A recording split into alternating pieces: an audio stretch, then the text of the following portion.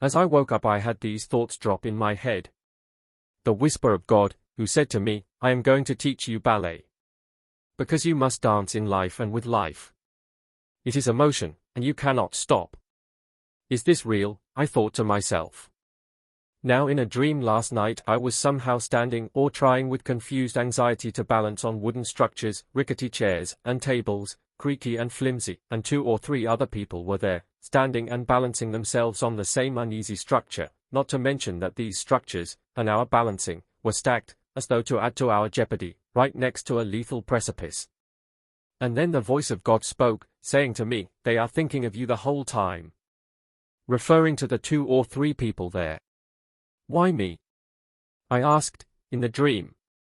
And God answered and said, because they depend on you. Do not abandon them. Not abandoning them is a choice, not an automatic movement. And here, on my end, I wonder now if this is the first lesson of my ballet with life, to take care of people close to me, to not give up on them, to not abandon them, to see their potential.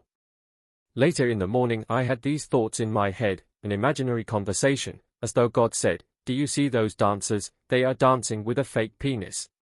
A fake penis? I thought, does God speak like that? Their masculinity that they express in their outward personality is placed in a mask in front of them.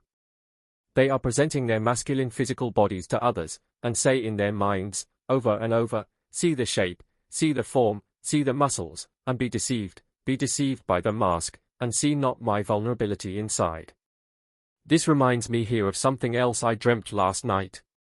I watched a vulnerable man, or it might as well have been a vulnerable woman, who had presented so in front of others, cold abusive structures and forces of life, and she, and he, asked a question, as though being at the last moment of their inner self, the last moment of what they could have been in life, asking, did I receive the hate stamp?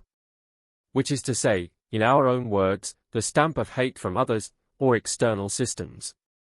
And I perceived that this hate stamp, or stamp of hate, is a psychological insult, a great stab in life that goes right to the foundation of this woman and man, the deep core of their soul, and destroys by this stamp, or force, the marvelous potential of effusion and growth of their true femininity and masculinity, into obscurity, and into crafting the mask of false and rickety femininity or masculinity, with either perpetual lament, or satisfied ignorance.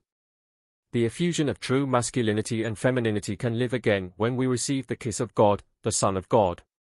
It is love, and love accepted, alone that cancels out the stamp of hate that had stamped itself in bruising life into our inner core.